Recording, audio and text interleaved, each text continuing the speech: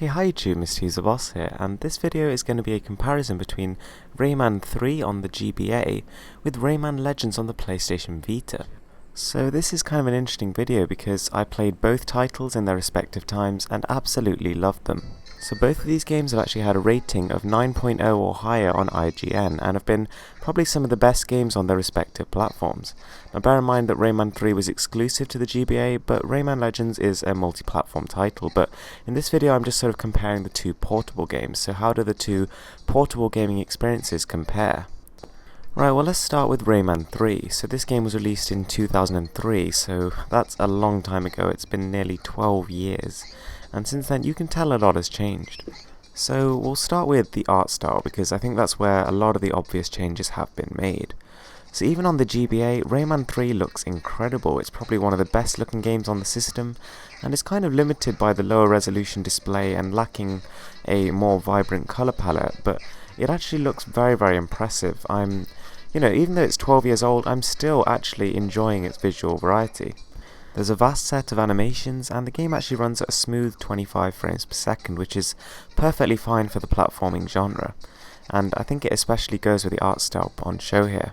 So the original Rayman 3 has far less incentives than the current games.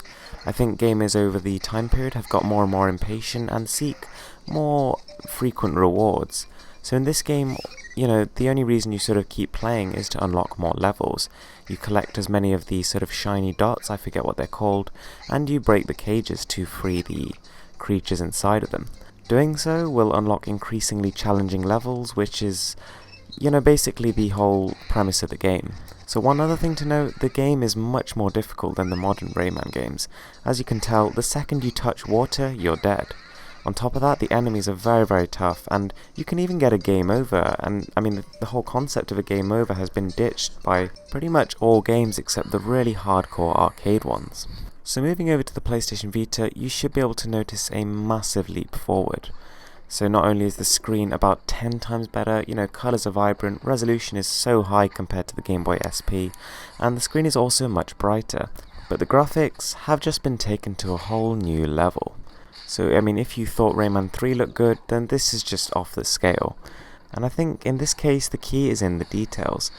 Just things like moving backgrounds, falling leaves, and the sheer interactivity with the world really brings the game to life. And, this is, I think, one of the areas where games have skyrocketed forward in the last 10 years. Now, Rayman Legends is massive. It is one of the biggest games I have ever seen.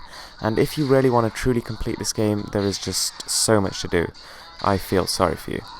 So firstly we have the campaign. Now the campaign is where you go through a set of very, very unique levels in lots of different worlds, collecting everything you can in levels. So there's hidden lums, there's hidden collectibles, there's secret areas, all of which you've got to do in one go to get the perfect clear.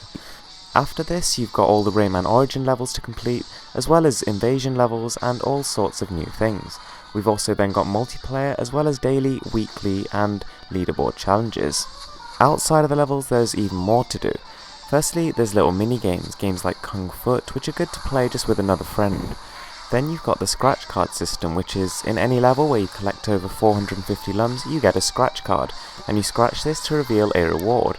Now this can be anything from new lums to monsters to, pretty much anything in the Rayman currency world.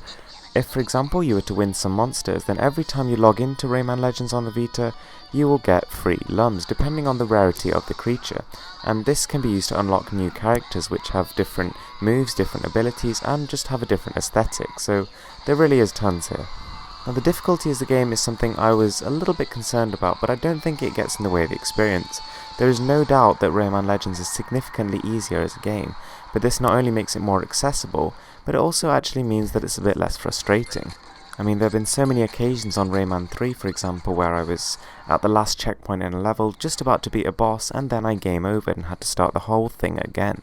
I think that, Rayman has actually evolved in a good way in this case, and I think that, the fact that it's a little bit easier and, you have unlimited checkpoints is probably only benefiting the series. The inclusion of multiplayer here is massive. I think the fact that you can actually go online, compete with friends, strangers, and anyone actually playing the game is just awesome. I mean, I think that in most genres, multiplayer probably doubles the actual amount of playable time, just because you're competing against real people, and I don't think that can actually ever be matched by CPUs. And I think the final touch on Rayman Legends, the sort of cherry on top that cements it as one of the best platformers of all time, is the big, juicy, ridiculously hard to get Platinum Trophy, and for all those people who are actually interested in that, that'll be a very fun, very challenging thing to aim for. So to conclude this video, I think Ubisoft have done a very good thing with Rayman.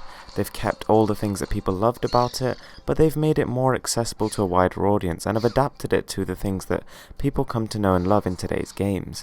They've improved the art style, they've improved the frame rate, they've actually made the game much more rewarding to play, and I think all of these things combine to make something really quite stellar that hasn't yet been matched.